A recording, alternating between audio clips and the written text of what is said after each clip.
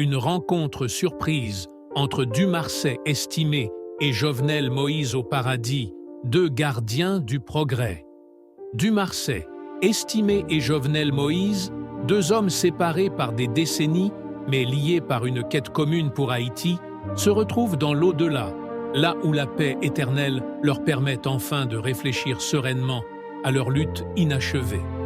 Chacun, à son époque, a incarné l'espoir d'une nation meurtrie par des systèmes injustes et une gouvernance dévoyée.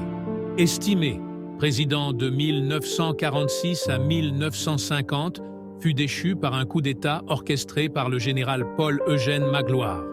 Contraint à l'exil, il mourut assassiné aux États-Unis, laissant une vision incomplète mais révolutionnaire pour Haïti. Un pays doté de barrages pour irriguer et électrifier les terres, de ponts suspendus pour connecter les communautés et d'un espace urbain modernisé symbolisé par le bicentenaire. Moïse, quant à lui, président au début du XXIe siècle, portait une vision similaire.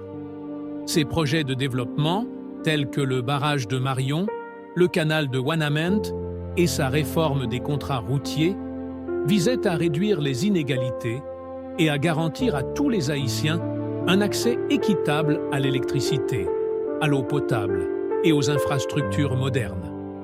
Mais comme estimé, il fut stoppé brutalement, assassiné en plein mandat par des forces qui voyaient dans son ambition une menace à l'ordre établi. Désormais réunis au paradis, ces deux hommes contemplent leur parcours avec fierté, satisfaits d'avoir, malgré les obstacles, posé les bases d'un avenir meilleur pour Haïti. Vivant en harmonie éternelle, ils engagent une conversation empreinte de sagesse et de clairvoyance sur leurs combats, leurs rêves et leur vision pour une véritable démocratie en Haïti.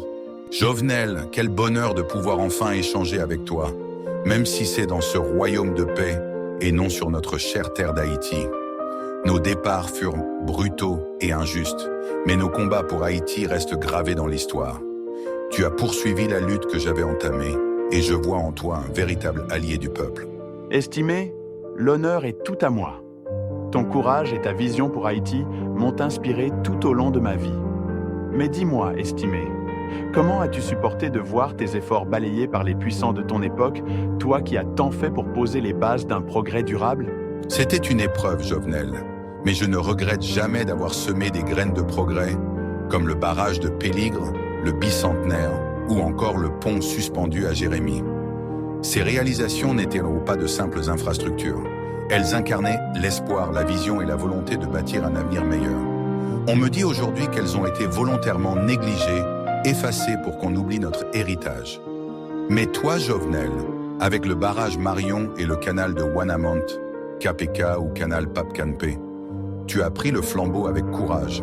Alors dis-moi, comment as-tu réussi à tenir face à une oligarchie si impitoyable, cruelle et déterminée à t'écraser?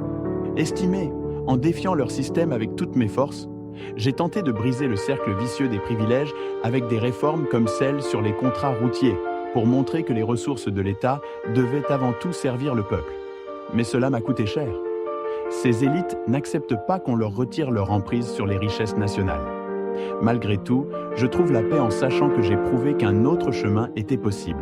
Jovenel, ce combat, c'était contre cette démocratie inversée, un système perverti où les institutions servent une minorité au lieu de se mettre aux côtés du peuple. Mais selon toi, comment Haïti peut-elle briser ce cercle vicieux et retrouver sa dignité? Estimé, tout commence par la souveraineté. Tant que nous dépendrons de l'aide internationale pour organiser nos élections, construire nos infrastructures ou définir nos politiques, nous resterons vulnérables. Il est urgent de renforcer nos institutions comme l'ULCC, Unité de lutte contre la corruption, et la Cour supérieure des comptes, en leur garantissant les moyens et l'indépendance nécessaires pour fonctionner efficacement. Tu as raison, Jovenel. Le peuple haïtien est une force immense, mais trop souvent manipulée et laissée sans guide. Il faut l'éduquer à ses droits et responsabilités dans une véritable démocratie. Le vote ne doit plus être échangé contre 1000 gourdes, mais un acte sacré et patriotique, l'expression la plus pure de la souveraineté. Un vrai acte de peuple souverain. Et que dire des religions qui ont traversé notre histoire, estimé? Si le vaudou a été un moteur de notre libération en 1804, il a changé de position par la suite. Et les influences catholiques et protestantes, venues plus tard dans la lutte, ont souvent eu un double visage. Parfois des alliés, mais trop souvent complices des oppresseurs. C'est vrai, Jovenel. À l'époque de 1804, nos ancêtres étaient animés par un patriotisme pur et une unité sans faille. Aujourd'hui, cette flamme patriotique semble s'être éteinte. Haïti est devenu un laissé-pour-compte dans le concert des nations, victime des puissances qui l'ont puni pour son geste grandiose d'indépendance. Ce fardeau historique, estimé, nous devons le transformer en une force. Notre peuple doit comprendre qu'il n'y aura pas de progrès sans institutions solides et un retour sincère au patriotisme. C'est là que tout commence. Jovenel, cette transition interminable depuis 1986 est une véritable gangrène pour Haïti. Une transition sans fin devient un prétexte à l'inaction et ouvre la porte à toutes les dérives. Si nous voulons avancer, il faut briser ce cycle et poser les bases d'une gouvernance stable et durable. La Constitution de 1987, bien qu'imparfaite, était correcte dans son essence, mais certains ajustements restent nécessaires, comme le problème récurrent de la transition avec la Cour de cassation et la mise en œuvre d'une véritable décentralisation à travers les collectivités territoriales.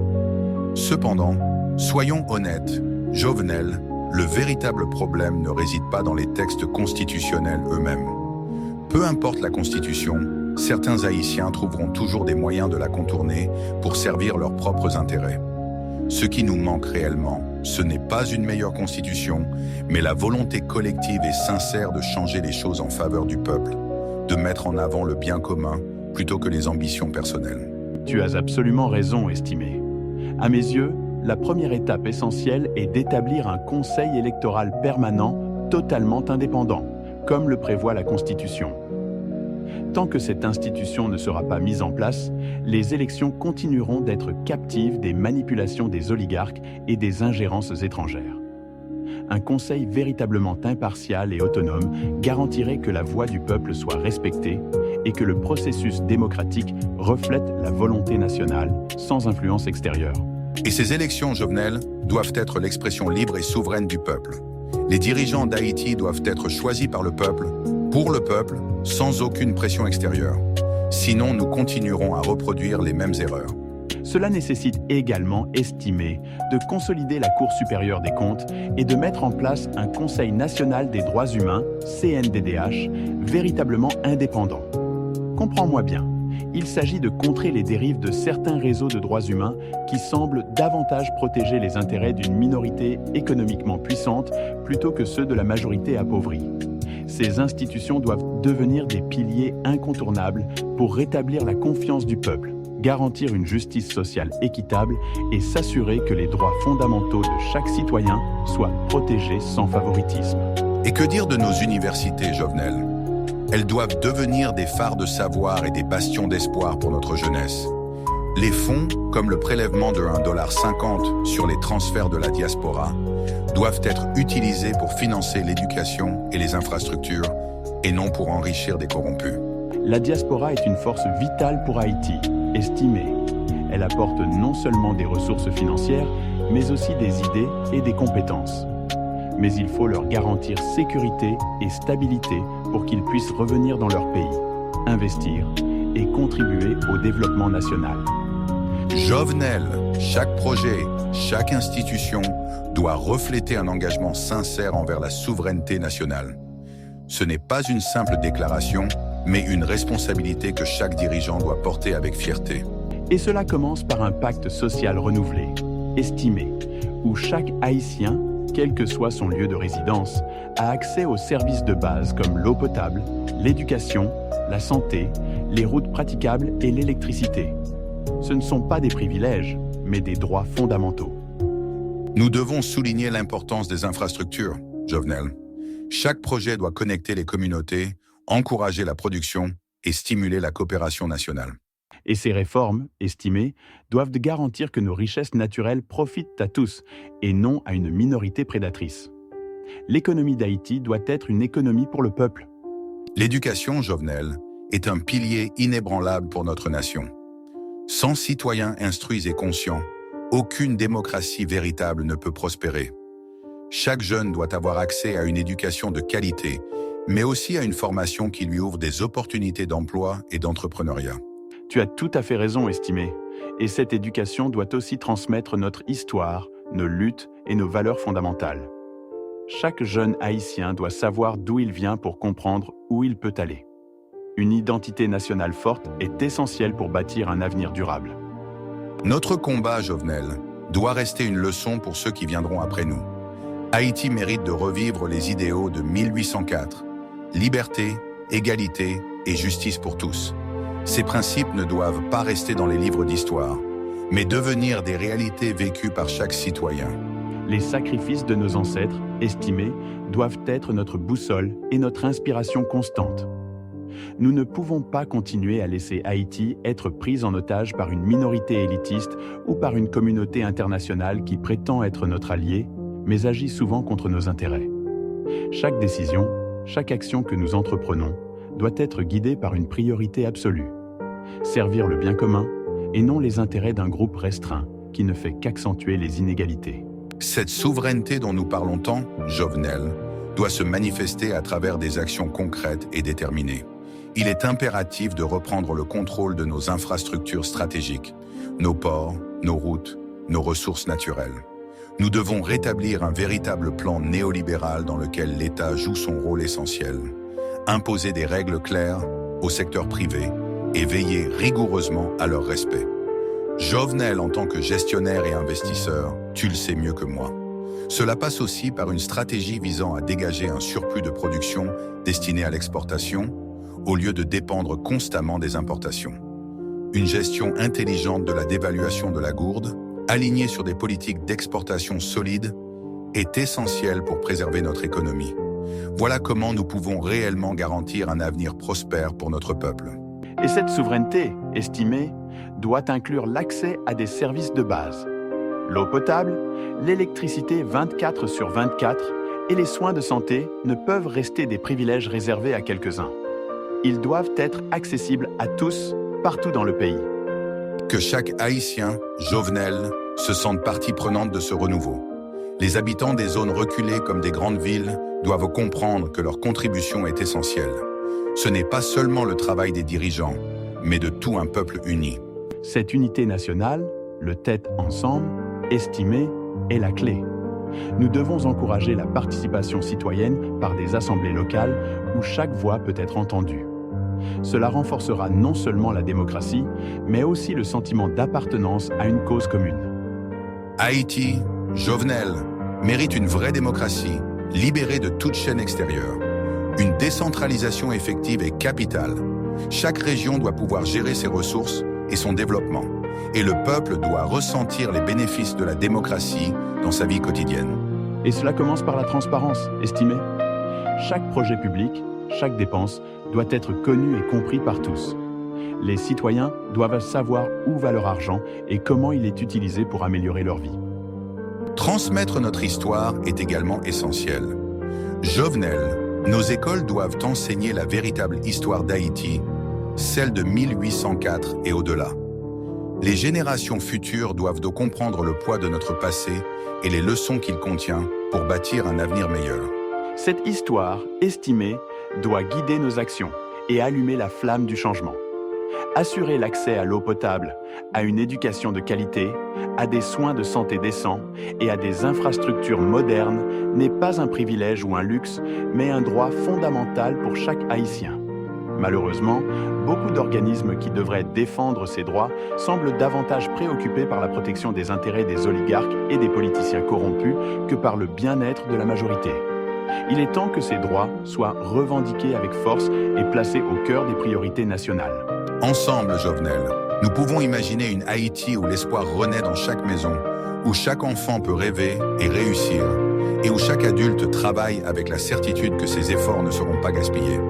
Une Haïti estimée, où la dignité de chaque citoyen est au centre de toutes les politiques publiques.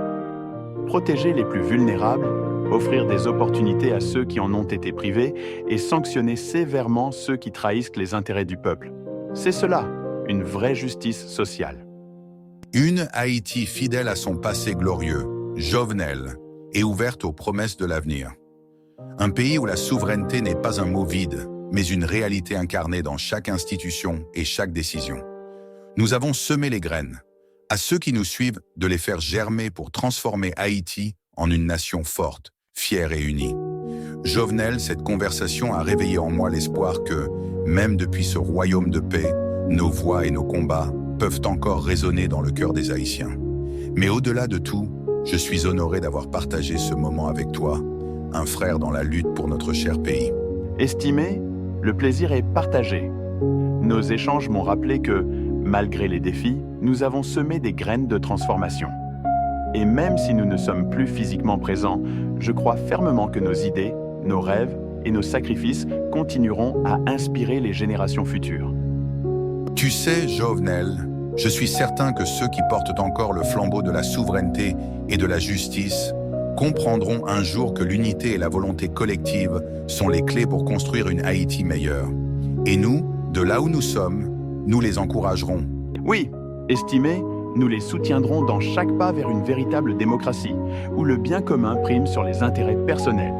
Et peut-être que la prochaine fois que nous nous retrouverons ici, ce sera pour célébrer une Haïti enfin libérée de ses chaînes. Je l'espère de tout cœur, Jovenel. En attendant, continuons d'espérer, car l'espoir est le premier pas vers le changement. Jusqu'à notre prochaine rencontre, mon frère. À bientôt, estimés. Que notre rêve d'une Haïti souveraine et juste continue d'éclairer les chemins de ceux qui, aujourd'hui, portent le flambeau. Nous sommes et resterons les gardiens de cet espoir.